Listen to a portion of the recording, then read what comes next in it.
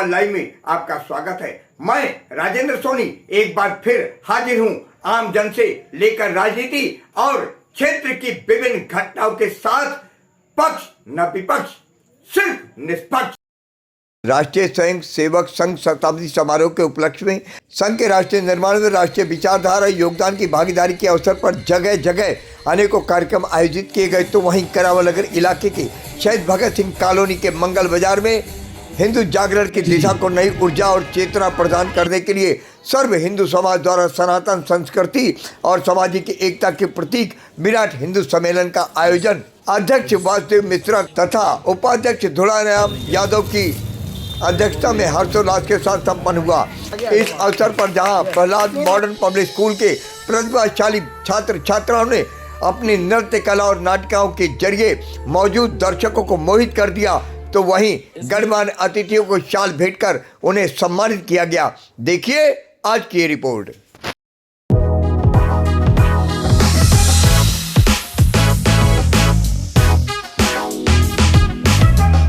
आज में कीर्तन और भजन के माध्यम से हमारी महिला शक्ति को जागृत करती हैं। हम आपका सम्मान करना चाहते हैं। आपको मंच पे हम स्वागत करेंगे। श्रीमान वीरपाल जी, गली नंबर 1A में निवास है आपका। आप हमारे समाज के सम्मानित व्यक्ति हैं। हम आपका आह्वान करते हैं, आप मंच पे आए। श्रीमान भगवती प्रसाद कुकरेती जी, आप हमारे बस्ती के RWA के एक अहम सदस्य हैं और हमारी इस बस्ती में लोगों के सुख दुख में साथ खड़े होते हैं और हमारी समस्याओं का निदान भी करते हैं। हम आपको सम्मानित करना चाहते हैं। श्रीमान गजेंद्र मास्टर जी, आप शिक्षा क्षेत्र से सेवानिवृत्त हैं। आप एक सम्मानित व्यक्ति हैं। हम आज मंच से आपका सम्मान करना चाहते हैं। आप मंच पे पधारें। आप उपस्थित हैं तो कृपया करके मंच पे आ जाएं। एक और महिला को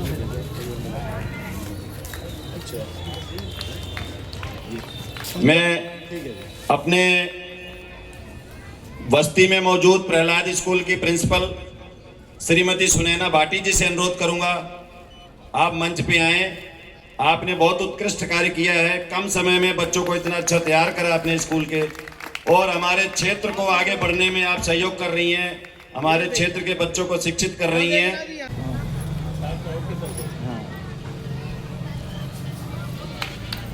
तालियां बजाएंगे एक बार।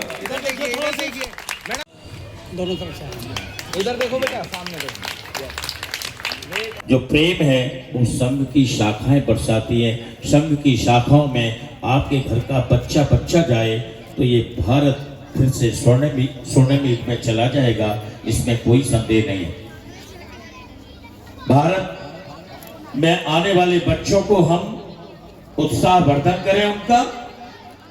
अगला जो कार्यक्रम है वो बच्चों का है।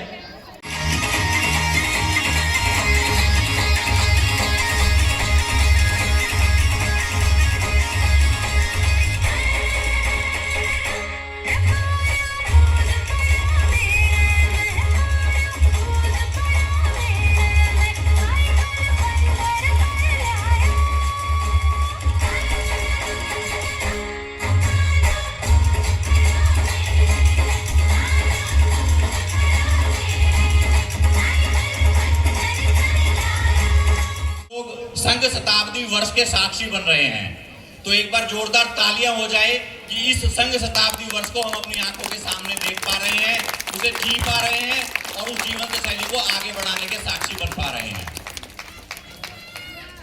पंच परिवर्तन की जब हम बात करते हैं तो सबसे पहले एक चीज आती है, आखिर पंच परिवर्तन की आवश्यकता पड़ती क्यों है, क्या महत्वता है पंच परिवर्तन की। तो पंच परिवर्तन की सबसे बड़ी महत्वता है कि ये हमारे व्यक्तित्व को निखारने के लिए, समाज में एकजुटता लाने के लिए, जातिगत भेदभाव को खत्म करने के लिए, हमारी नारियों को सम्मान देने के लिए पंच परिवर्तन का विषय जो है वो RSS के द्वारा चुना गया और बुना गया है। केवल पंच परिवर्तन कोई विषय नहीं है। जब इस मंच से उतरकर नीचे जाऊंगा तो विश्वास कीजिएगा आप इस बात को जान पाएंगे कि पंच परिवर्तन के माध्यम से ना केवल आप अपने परिवार को, ना केवल आप अपने आप को, ना केवल अपने समाज को, बल्कि इस पूरी की पूरी पुण्य भूमि भारत भूमि को बदलने की क्षमता हम स्वयं जो है रखते हैं। एक महिला परिवार बनाती है, परिवार से घर बनता है, घर से समाज बनता है और समाज से देश और देश से राष्ट्र का निर्माण होता है। कहते हैं बिन घरनी घर भूत का डेरा।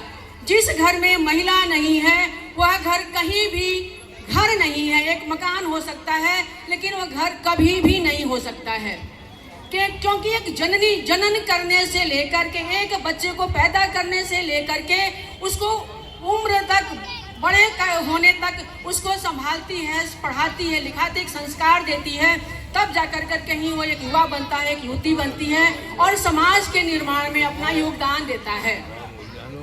कुछ समय से अभी हमारा जो समाज रहा है ये आगे अभी कुछ विघटन की तरफ जाता हुआ दिख रहा है, क्योंकि कुछ हमारे संस्कार अभी इतने उत्कृष्ट नहीं है जो हम इतिहास में हमारे हुआ करते थे। अगर मैं ध्यान दूं तो ऋग्वेद में 27 ऐसी महिलाएं हुई जो उनकी ऋचाएं आज शादी में प्रयोग होती हैं।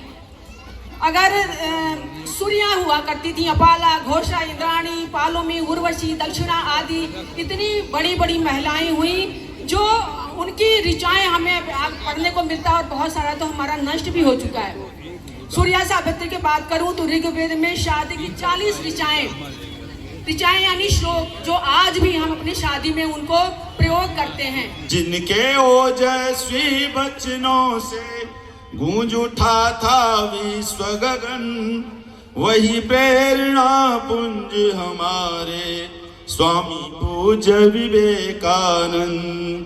जिनका फौलादी उज्ज्वल था हर संकट में सदा अटल, मर्यादित तेजस्वी जीवन सजग समर्पित था हर पल। हो निर्भय जो करे गर्जना, हो निर्भय जो करे गर्जना, जिनके अंतस दिव्य अगन, वही प्रेरणा पुंज हमारे स्वामी पूज्य विवेकानंद, स्वामी पूज्य विवेकानंद। कार्यक्रम के लिए कम समय में सुमित भाटी जी और के स्थानीय परिवारों को देखने को क्या कहेंगे? स्थानीय हाँ जाओ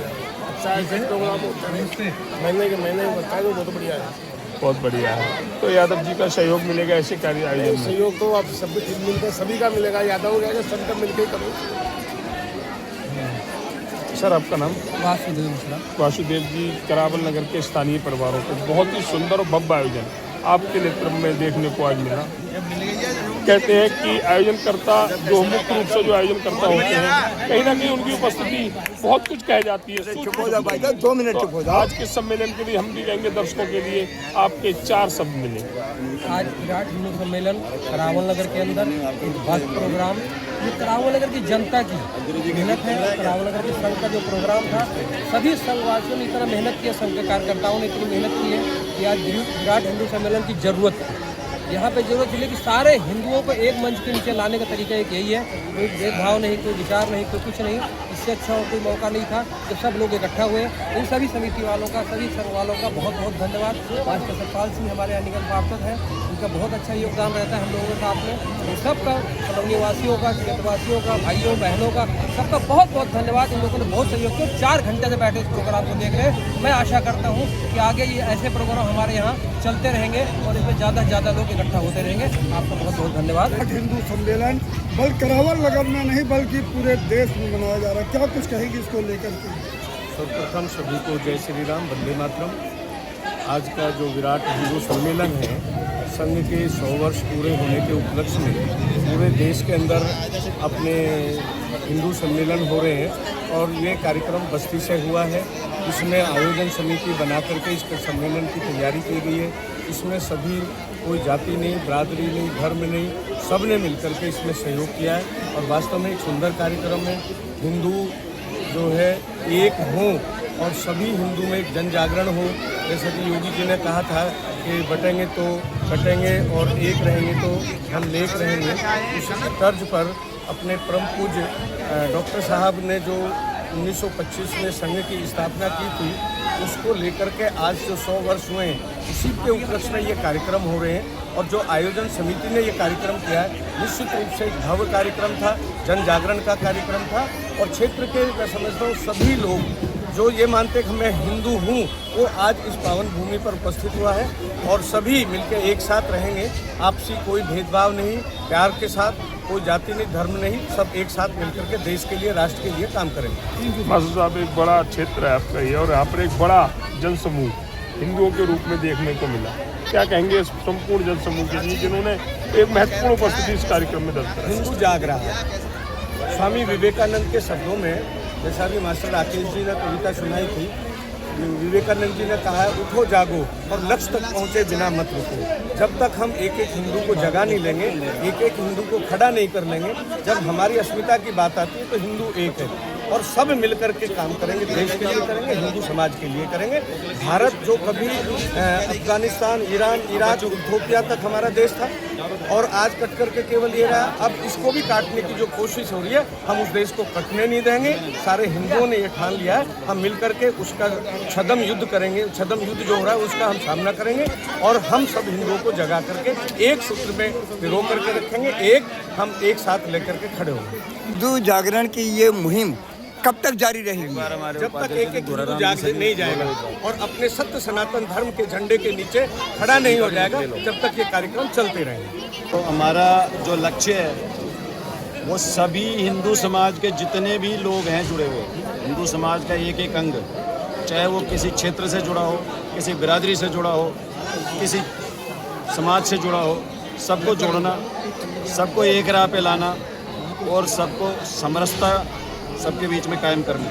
क्योंकि जब तक समरस समाज नहीं होगा, हम कभी भी देश आगे नहीं बढ़ेगा। हम में आपस में वैमनस्यता रहेगी, भेदभाव रहेगा तो देश आगे नहीं बढ़ेगा। और ये बिल्कुल प्रासंगिक है, ये हम पहले देख भी चुके हैं। हमारे बीच में फूट होगी तो देश आगे नहीं बढ़ेगा। तो हमारा लक्ष्य है संघ के माध्यम से हम समाज को एक रास्ते पे लाएं, एक दिशा में आगे बढ़े, एक रूप हो, समरसता हो, जातिगत भेदभाव खत्म हो।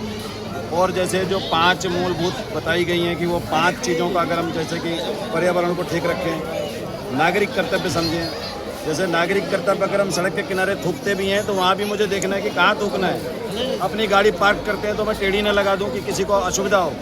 तो ये नागरिक कर्तव्यों में ये भी आता है। मुझे सड़क पे कैसे चलना, मुझे रोड पे कहाँ थूकना, मुझे अपनी गाड़ी कहाँ पार्क करना, ये भी नागरिक कर्तव्यों की वो है। तो मेरे कर्तव्यों में ये सारे गुण आते हैं, तो हमें इन सबका ध्यान रखना है। कहते हैं संघ कभी कट्टरता की बात नहीं करता, लेकिन आज देश में कट्टरता एक बड़े रूप में फैल रही है। संघ के लिए हर वह व्यक्ति जो हिंदुस्तानी है वो उसका अपना है। तो इस विषय पर क्या कहेंगे?